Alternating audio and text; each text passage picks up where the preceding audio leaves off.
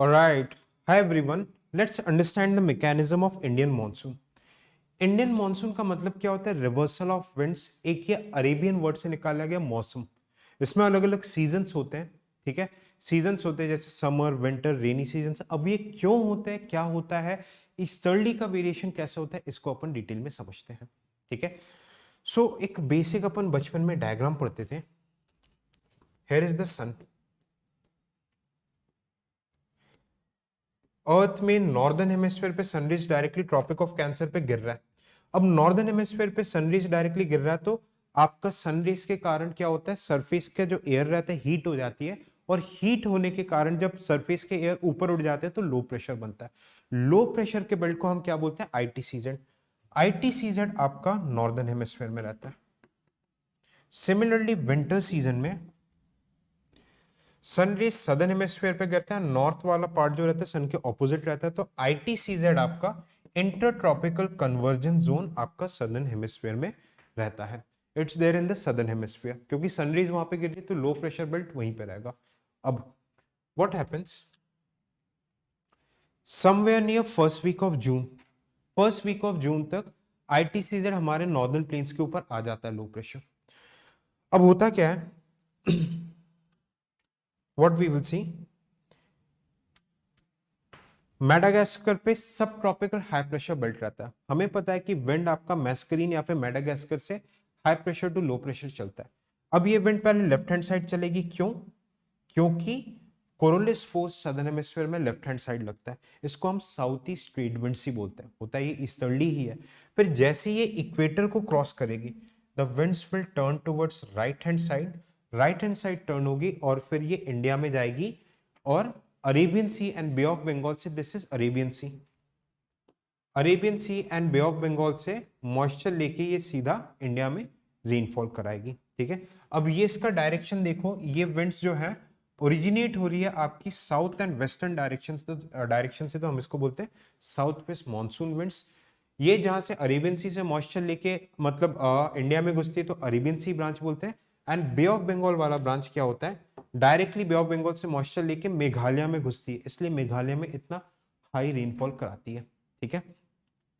अब अरेबियन सी वाला branch India में घुसता है, कहां से? केरला पे एंटर होता है फर्स्ट वीक ऑफ जून में। कहां से एंटर होता है? एक गैप है, गैप का नाम है शियोन कोटा गैप। इस शियोन कोटा गैप को बोला जाता है gateway to south west monsoon in India, ठीक है। अब ये रेनफॉल कराता है और इंडिया में रेनफॉल होता है। अब होता क्या है, जब ये आईटी सीजन, ये आपके जून के टाइम पे, अब मान के चलो धीरे धीरे अक्टूबर का टाइम आ रहा है, ओके, अक्टूबर का टाइम आ रहा है, तो व्हाट हैपेंस, आईटीसीजेड आपका जो पहले नॉर्दर्न प्लेन्स के ऊपर था वो धीरे धीरे धीरे अब कहां आ जाता है?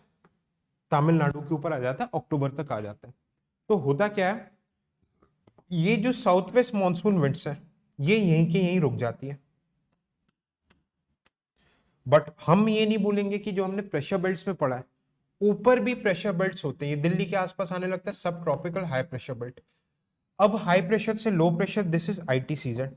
आईटीसीजेड नीचे आ गया, इट्स लो प्रेशर बेल्ट। हमें पता है high pressure to low pressure wind चलते हैं, तो ये जो high pressure to low pressure जो विंड चलेंगे, ठीक है, high pressure to low pressure wind चलेंगे बे ऑफ बंगाल से मॉइस्चर लेके सीधा हमारे इंडिया के तमिलनाडु कोरोमंडल कोस्ट पे टकरा के रेनफॉल कराएंगे। तो इस कारण तमिलनाडु आंध्र प्रदेश में विंटर रेनफॉल होता है। एंड ये जो विंड्स है, इस विंड्स का डायरेक्शन देखिए आप, नॉर्थ ईस्ट डायरेक्शन से ओरिजिनेट हो रहे हैं, that's why we call it as north east trade winds.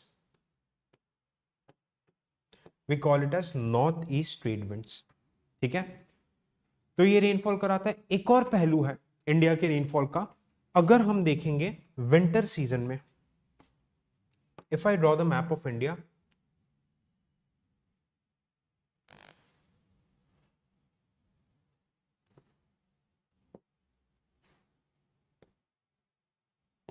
Alright, अब ये पूरा आपका माउंटेन रेंज जैसे हिमालय माउंटेन्स है। नाउ व्हाट हैपेंस, अब क्या होता है, हमने पढ़ा है जेट स्ट्रीम के बारे में। अब क्या होता है कि जो सब ट्रॉपिकल जेट स्ट्रीम रहता है, ओके, जो सब ट्रॉपिकल जेट स्ट्रीम रहता है, ये आपके मेडिटेरियन सी से विंटर सीजन में, सब ट्रॉपिकल क्योंकि सारे प्रेशर बेल्ट्स विंटर सीजन में नीचे आते हैं। क्यों? क्योंकि आईटीसीजेड भी सदर्न हेमिस्फीयर में जाता है, हमने देखा है। अब ये जो जेट स्ट्रीम रहता है, जेट स्ट्रीम क्या होता है? ये upper tropospheric fast moving winds रहते हैं, वेस्टर्लीज का ही टाइप रहता है, जो वेस्ट से ईस्ट डायरेक्शन में तेजी से मूव करता है। अब ये वेस्ट टू ईस्ट डायरेक्शन में तेजी से मूव कर रहा है, ये बीच में ब्लैक सी एंड कैस्पियन सी से मॉइस्चर गेन करता है और आके सीधा हिमालय से टकराता है। 7 से 8 किलोमीटर हाइट होती है, हिमालय से टकराता है और विंटर सीजन में क्योंकि ये मॉइस्चर लेके आ रहा है तो इंडिया में विंटर सीजन में ये रेनफॉल कराता है। इसको हम बोलते हैं विंटर रेनफॉल, जो कि हमारे राबी क्रॉप्स जैसे वीट के लिए तो बहुत अच्छा माना जाता है, बट खारिफ क्रॉप के लिए जैसे कि आपका क्या हो गया कॉटन, ये उतना ही बुरा माना जाता है। क्योंकि ये वेस्टर्न साइड से आ रहा है तो we call it as western disturbance, we call it as western disturbance. क्या यहां तक मुद्दा समझ में आया? Are the things clear till this part और नॉट?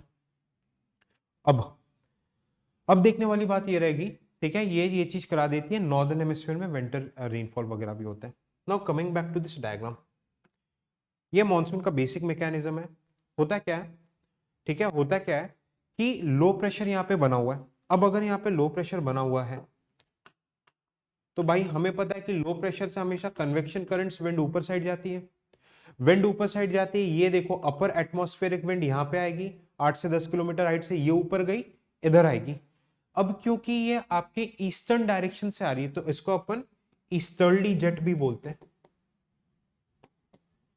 अब ये आएगी किसके ऊपर? आपके हाई प्रेशर मेडागास्कर, और हाई प्रेशर पे डिसेंड डाउन हो जाएगी। तो ये विंड ऊपर से उठी, इधर नीचे आई, हाई प्रेशर पे डिसेंड डाउन होगी, हाई प्रेशर और स्ट्रांग हो गया।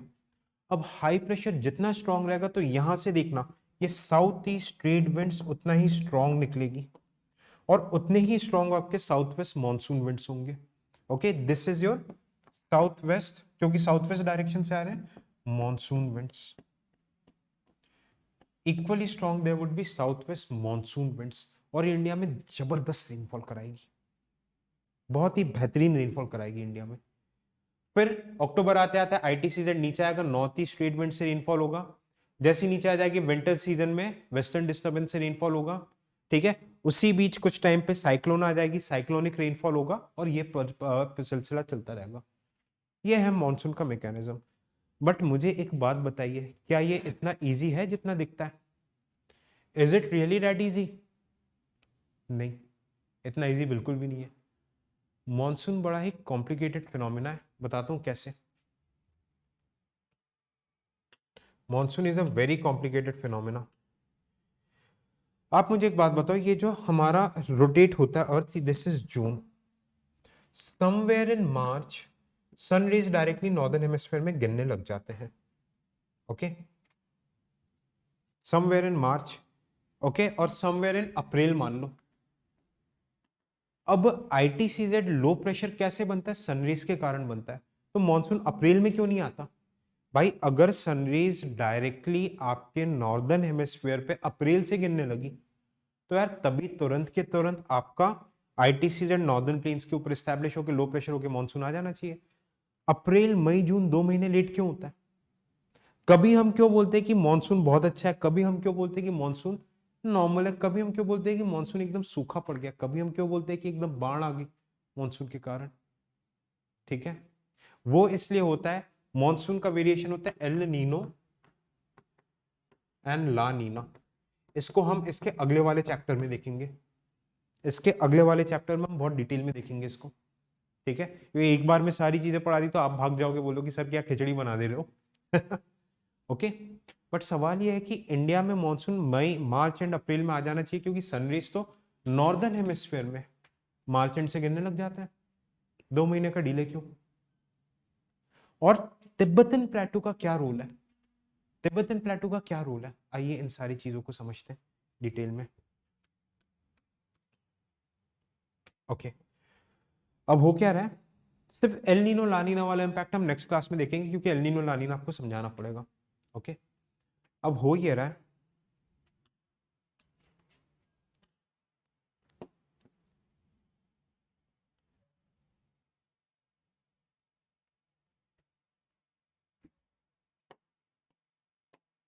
देखना ये इक्वेटर है। ITCZ मैंने क्या बताया था, दिस आर, ये आपका क्या हो गया, हिमालयाज, रेड कलर में बना देते हैं। अब विंटर सीजन में आपका this is Mediterranean Sea, Mediterranean Sea, Caspian Sea, Black Sea से आपका क्या आता है, जेट स्ट्रीम, इसको हम बोलते हैं वेस्टर्न डिस्टर्बेंस, हिमालय आके से पकड़ लेता है। अब जैसे ही समर सीजन, इस टाइम पे क्या रहता है, ITCZ आपका कहाँ, नीचे कहीं पे रहता है ITCZ। अब जैसे ही विंटर खत्म होता है ITCZ ऊपर चढ़ने लगता है, ITCZ यहां तक आ जाता है केरला के कोस्ट तक। अब ITCZ ऊपर जाएंगे तो सारे प्रेशर बेल्ट्स ऊपर जाएंगे, जेट स्ट्रीम भी ऊपर जाएगी, बट जेट स्ट्रीम की हाइट 60 से 8 किलोमीटर रहती है, हिमालय भी उतना ही लंबा रहता है। तो जेट स्ट्रीम का एक पार्ट जो रहता है जिसको अपन सब ट्रॉपिकल जेट बोलते हैं, उसको हिमालय पकड़ लेता है। अब क्योंकि ये ठंडे एरिया से आ रहा है, अगर क्योंकि ये जेट स्ट्रीम ठंडे एरिया से आता है, हायर लैटिट्यूड से आता है, तो ये हमारे नॉर्दर्न प्लेन्स पे हाई प्रेशर बना के रखता है। अब ITCZ क्या है, लो प्रेशर। अब इवन आप समझना, इवन आपके सनरेज डायरेक्टली यहां पे गिर रहे हैं नॉर्दर्न हेमिस्फीयर पे अप्रैल से, बट फिर भी ये जो सब ट्रॉपिकल जेट स्ट्रीम को जो पकड़ के बैठा है हिमालय, इसका हाई प्रेशर हवा छोड़ता है, ये लो प्रेशर ऑफ ITCZ, और ITCZ बेचारा अरेबियन से इंडियन ओशन में बैठा रहता है, केरला तक भी आ ही नहीं पाता। बात समझ में आ रही है? इसलिए मानसून तुरंत अप्रैल में नहीं आ पाता, क्योंकि जेट स्ट्रीम को हिमालय पकड़ के बैठा है, और ये जेट स्ट्रीम क्या है, वेस्टर्न डिस्टर्बेंस, ये हाई प्रेशर है। अब ये भगाया कैसे जाता है, इसको भगाया जाता है, इधर रोल आता है तिब्बतन प्लेटू का, ये हिमालयस है, यहाँ पे कहीं पे तिब्बतन प्लेटू है। अब जियोमॉर्फोलॉजी में आपने पढ़ा कि तिब्बतन प्लेटू एक्चुअली में बना कैसे है, ये आपके वोल्केनिज्म से बना है। अब इसमें काली मिट्टी मिलती है जिसको एम्फोबेरिक रॉक स्ट्रक्चर बोलते हैं, एम्फोबेरिक रॉक स्ट्रक्चर से बना है, इसलिए ये बहुत ही वेजिटेशन नहीं होती, थोड़ी सी सनरेज आती है, ये क्या होता है, गर्म हो जाता है, गर्म हो जाता है और इंटेंस हीटिंग होता है। अब इसी चीज को देखना, मैं यहां पे दिखा रहा हूं, I am just showing this thing here. For example ये आपका हिमालयाज है,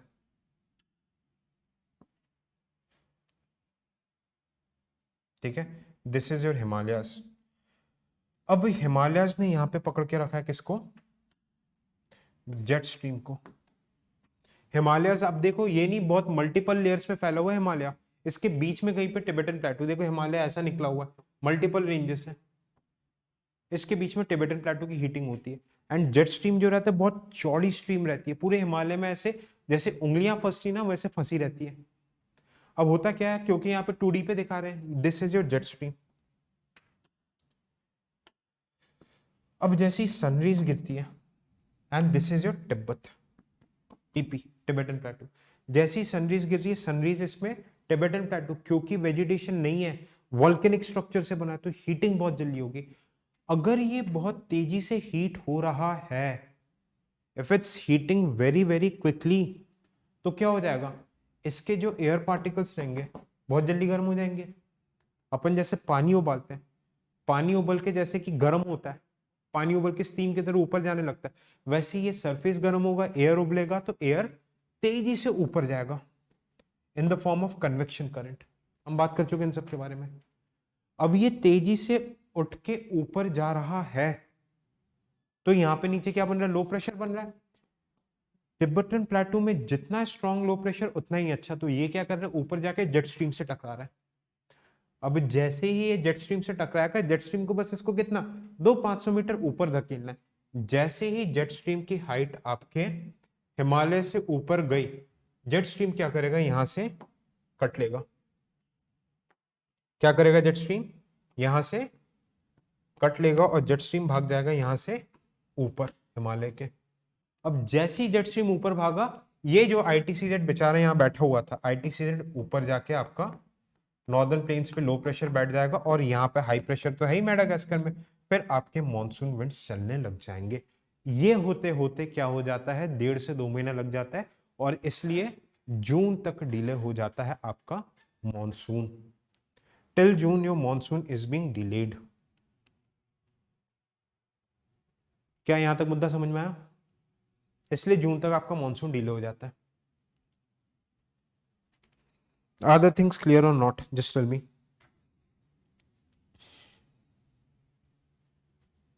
ओके, ठीक है, तो ये हो जाता है आपका कई बार डिले। अब तिब्बतन प्लेटू का बहुत इंपॉर्टेंट रोल है जी। चाइना क्या कर रहा है, तिब्बतन प्लेटू पे डैम बना रहा है। अब डैम अगर चाइना बना रहा है पानी, तो इसकी हीटिंग नहीं होगी, पानी वाटर को एब्जॉर्ब करेगा, तो कहीं ना कहीं लो प्रेशर वीक हो जाएगा। लो प्रेशर अगर वीक हो गया, चाइना यहाँ पे एफॉरेस्टेशन कर रहा है, तो सरफेस की हीटिंग नहीं हो पाएगी। लो प्रेशर अगर वीक हो जाएगा, तो ये राइजिंग जो कन्वेक्शन करंट है जो कि जेट स्ट्रीम को ऊपर फेंक रहा है, वो भी वीक हो जाएंगे। अभी ये जो राइजिंग आपके जो लो प्रेशर है जो कि जेट स्ट्रीम को ऊपर फेंक रहे हैं, वो भी अगर वीक हो गए, तो जेट स्ट्रीम हो सकता है इंडिया से कभी हटे ही नहीं।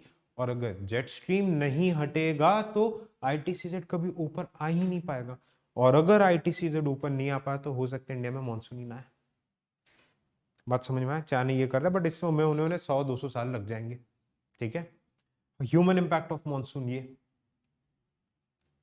This is the human impact on monsoon. क्या बात यहां तक समझ में आई?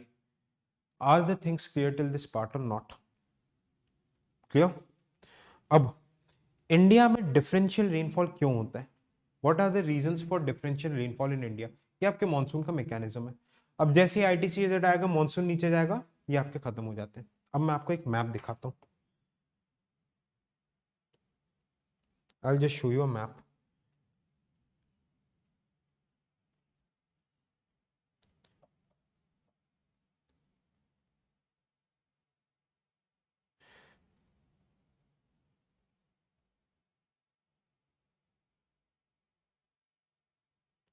मैं आपको बस ओपन करके रख रहा हूं, आपको इंडियन ओशन डायपोल के बाद दिखाऊंगा मैं।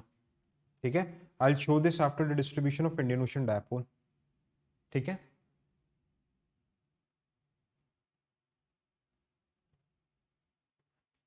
Yes, this is a good map. पहले मैं इंडियन ओशन डायपोल का डिस्ट्रीब्यूशन दिखा दूं आपको। ओके, अब देखो एल नीनो लानीना मैं नेक्स्ट में बताऊंगा। नेक्स्ट चैप्टर में will talk about El Nino लानीना। अब मैं आपको एक चीज बताऊंगा, what is Indian ocean dipole. What's this Indian ocean dipole?